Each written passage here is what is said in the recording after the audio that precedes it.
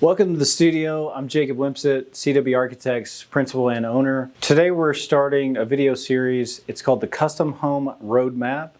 The reason for this is really just to give you an idea of the process of design and construction. This video really is for multiple people. My intent here is just to share what the process looks like internally inside our office, but also give you an idea of what to expect when you're going through the process of design and construction. Architecture lives between person and place, context and the characteristics that are needed within that building. Potential clients ask me all the time what the process looks like, and they also ask me what team members get involved in the process, who comes first, who comes second, all that kind of stuff. So today we're going to walk through 5 phases of the design process, and we're also going to talk about the team members involved in designing and building the custom home.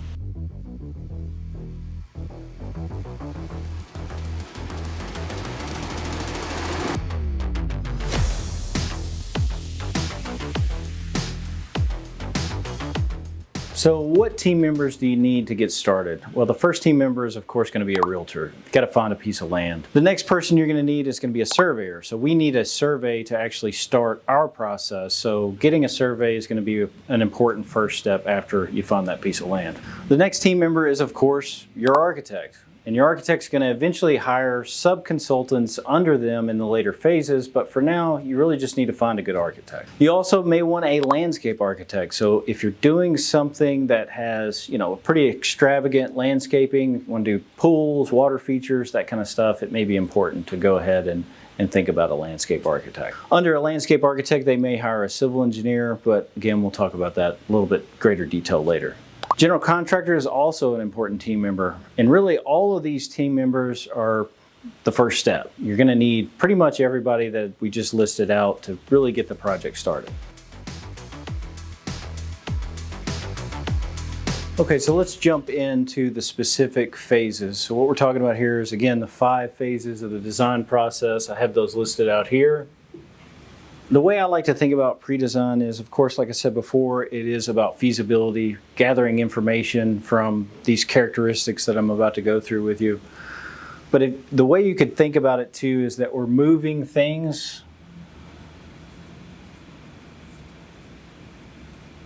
We're moving elements. We have the site. We're starting broad. We're working our way into detail.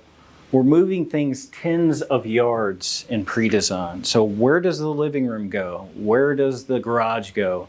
And how does this driveway work? What's the entry sequence on the site? Understanding kind of how that lays out, or how it could lay out. Usually we go through several iterations during pre-design, different diagrams. But just think of it that we're moving things tens of yards a lot of times. As opposed to like when we get into CDs, we're moving things fractions of inches. So we've isolated down to that detail. But for now, we're focused on tens of yards. So in any design, there's going to be 4 major factors that come into play. And we really need to understand those 4 major factors as it relates to your specific project. So those 4 major factors are regulations, site, program, and budget. So once we get through regulations, site, program, and budget, we've gathered that information, then we can take that and diagram those solutions, diagram some different options that start to shed light on what the design might actually become. So that really is the intent, is we want to begin diagramming and coming up with a game plan for where that living room is going to go, where that primary suite is going to go, where the dance studio is going to go, whatever's in your program. We are really trying to get to that diagram to understand, truly understand what those project goals are. So let's break down just real quickly each one of these, starting with regulations. So with regulations, what we're talking about here is zoning regulations, HOA, and building code. So when it comes to zoning, zoning can dictate the height that you're required, or the height that you can't exceed when it comes to a building. It could dictate how far away from the property line you can build. And then in like Metro Nashville, for example, and in most metropolitan areas, there are all sorts of little variables that are in that zoning that need to be thought through. Like, for example, in a specific zone here in Nashville, I know that a detached garage, if the garage door is facing the alley, it can actually be closer to that property line. Whereas if it isn't facing the alley, let's say you're on a corner street and the garage door is facing the side, you actually have to pull that garage back because of those specific zoning regulations. Now, I'm not going to get into why they do that, but just know that there's all sorts of little caveats to zoning regulations, and doing a full review really is what we're trying to get at there. So we're going to do zoning regulations, and then we're going to do HOA. So if you have a neighborhood that has covenants in it, there's specific regulations that that developer, whoever created that neighborhood, could put on top of the zoning. I've seen HOAs dictate how steep the roof could be. So there's all sorts of things that the HOA can actually put into place that you're going to have to follow. And knowing those, again, is really important. We have to know that before we can even start designing and start diagramming. The other one is building code. Now, building code is a little easier when it comes to residential. Usually building code is a lot heavier on commercial, but just know there are a few things in there that probably need to be thought through when it comes to building code. So the second characteristic, like I said before, is the site. So we talked about earlier, you need a surveyor to create a survey. That survey is going to have like topography on it, so what the shape of the land is, how steep it's going to be. That's of course going to inform whether we're going to need like a walkout basement or a large crawl space, or maybe if it's a flat lot, maybe we're building just on a slab. Just with that topo information, we can already start to formulate what that home is going to look like and even what kind of construction we're going to be involved in. Other things that are in the survey is like the boundaries. So what are the boundaries of your property line? You know, I've seen, here in Nashville, there's what we call a contextual setback. So in the zoning, it basically says you can't build any further out than the two neighbors on each side of you. So identifying where that line is, where that average is going to be something that we're going to ask for on the survey. But utilities are another big one. So there's all sorts of information that is embedded into that existing site, and we have to gather that, take that survey, get it into the computer, and start formulating what it's actually going to mean in terms of the design. Another component when it comes to site that's a little bit away from survey, so we have survey, of course, those existing elements. A view could be really important, or privacy from neighbors. So oftentimes I'll take a drone out and we'll actually get shots at different elevations to understand, you know, if maybe the owner wants to do a roof deck or something. Well, is that roof deck going to be tall enough to actually see that downtown view that you paid for? So again, we're collecting that information on the site that's going to inform that design. So the third characteristic is the program. So the program is what you're wanting in the home. So how it could be tied to your lifestyle. It could be that you're wanting to watch the sunrise at your breakfast nook with morning coffee. It could be, you know, where you throw your keys at when you come home. Understanding those experiences that you're going to have on a day-to-day basis, and then of course those really great experiences like having that view, is all those things need to be embedded into the program. But it's also the relationship between those spaces. So does the living, dining, kitchen have a really strong relationship with, say, a pool?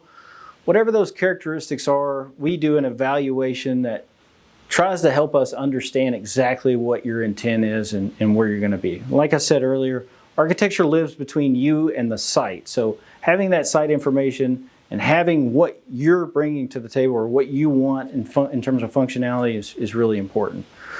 Another example I have is I had a client that she kind of wakes up with the morning sun and she wanted a skylight above her bed. Now that may not be something for everybody, but again, our intent here is to create something that's truly customized to you. It's not conforming specifically to a style, or maybe it does. Maybe that's something that's really important to you. But at the end of the day, we're trying to create your home at your place, at your site. So the fourth thing is the budget. So the budget is, of course, really important. And we talked about in a team members video how we want the general contractor to be involved early. And this is kind of what we're getting at, is we want to make sure that whatever we're designing is realistic and can actually be built. I don't want to design something that you can't build or can't afford. So having that general contractor in early, giving us feedback on that diagram, on that site information, the slope, all that kind of stuff. That's going to help us understand what budget constraints are actually going to come into play and hopefully formulate a game plan that we can execute on. The other part about the budget, so we've got, of course, the construction budget, is the design budget. So with our pre-designs, what we use our pre-designs as what we call like a low-cost commitment. So what that really means is we do it by the hour. We help our clients understand what that feasibility is, what it might start to look like, how it might start to lay out. But again, we do it hourly, and this gives you an opportunity to understand what's feasible on the site, but it also gives you the opportunity to just work with us a little bit and understand, how we work, how we operate. And at the end of the day, when we're done with the pre-designed diagrams, we've flushed this out, we understand what the zoning is, we understand what the site constraints are, we've done a little bit of diagramming and layout. And we give you a set of drawings, and you could take it to another architect, or hopefully we would continue on into the next phases of the design. But the important thing here is that you're not really committing fully to a design. You're just kind of tiptoeing into it to see if we're a good fit for your project. Okay, so we talked about the 4 major things that are going to control a design. I suppose you could argue that there's a 5th, and that's really timeline, right? So of course everybody's got workloads, but how long does it actually take to go through this feasibility pre-design process? Well, my average is about a month. And that's a month from getting a survey. So once we have a survey, we've signed an agreement. Usually it takes us about a month. Now we've done that faster on some projects. It really just depends on the size, but you can pretty much bet that within a month we could have a pretty good feasibility for you.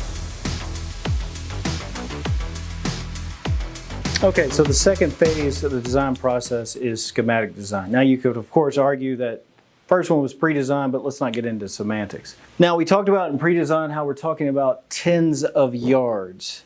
With schematic design we're talking about tens of feet at first. So schematic design draft, let's say, we're at tens of feet, so we're still moving things quite a bit, but we're getting down to just feet. At the end of schematic design, we don't really want to move things more than a foot here or there, a couple feet, whatever. But we really are, again, we're going from broad, we're getting down to specific. So at the end of pre-design, we want to, make sure that it's stable enough that we're only moving things and adjusting things by feet. So that is kind of the big overview of the schematic design. Okay, so what you should expect as an owner when it comes to schematics? Well, for me, this part of the process is really the most visual part. So we go from just basic diagrams and site information, stuff like that, and we're building 3D models that are starting to show how the space is going to work. So at the end of the schematic design process, you should have a really good understanding of what that home's going to look like. You might even have VR sessions where you're walking through the living space, but you should really understand what the shape of that house is going to be, how it's going to lay out, how it's going to function. We really want to get down to that prototype state. Okay, so how do we get there? How do we get from just this diagram to a 3D model that shows what it's going to look like, allows you to walk through the house? Maybe you've got some renderings at the end of it. How do we get to that point? From the pre-design, we have a layout. So we have a general understanding of the relationships of the spaces and the project goals associated with those relationships. But we haven't really dug into what the building's going to look like. So we call the what the building's going to look like, the shape of the building, we call that massing. But what we're really trying to do is we're trying to integrate layout and massing. So we want the floor plan and the layout of the space to match what the aesthetic is, and that's actually a pretty challenging thing to do. In order to do that, we go through several iterations of modifying that layout and modifying that massing to create something that we think you're gonna like. Now we're also using like precedent images and stuff like that we collected, or inspirational images that we collected from pre-design. So that starts to inform the massing part of this, while the function of the house, the program of the house, and the site constraints are really informing the layout. But that really is what we're trying to do, is we're trying to integrate those two things together. So when it comes to the iterations, sometimes we'll go through like 20 to 40 iterations depending on how custom the home is. I mean, if it's a pretty complex home, we're probably going to be closer to 40 iterations. But we're going to create up to 40 different models and versions of this thing to make sure that we're not missing any opportunities. So whether those are site opportunities or programmatic opportunities or spatial relationship opportunities, it takes those iterations to really avoid missing said opportunities. In order to do that, it takes critique, and that critique comes internally from my team. It also comes from the owner. It could come from the general contractor. We really invite as many people as we can into the studio at the conference table to explore, to iterate, and to critique what we're putting on paper. So again, iterations are going to lead to layout and massing, that layout and massing integration. We're also going to start to think about materials. So materials are something that is going to start to be put on the layout, be put on the massing to result in that kind of final design. The other thing that's important, even though this is the concept or the prototype phase, my mind is always going into pragmatic variables along the way. That way we don't stub our toe on anything. But the next phase of the design process really is about honing in on how we're going to build it and all those pragmatic variables that are necessary to pull off this layout and massing and this overall concept and prototype. We also want to talk about timeline. Again, this ranges a lot. If I'm doing a multi-million-dollar house, it could take a couple of months. If I'm doing something that's maybe a spec home, a little smaller, maybe a month. I would say a good rule of thumb is probably 2 months. And then things that are more complex, you might be getting up into 3 months. But again, it just ranges across the board. And that's with my team. Bigger teams, of course, can probably do that faster. So I had to switch to red because I ran out of green. But anyway, we're going to move on. I rewrote it for you. Now we're talking about design development. So we want to get from feet down to inches. That's the goal. Again, we're starting broad, we're working our way into detail. All this detail, of course, is being layered on top of each other as we go, and the previous information is important to solve the next detail of information. One of the big things to understand that once we get through the design development process, we want to make sure that we're kind of making the last call in terms of the design. So we want to make sure that we're doing only tweaks from here on out, because again, we're going to get down from inches into fractions of inches into the next phase. So what is design development all about? And that is pragmatism.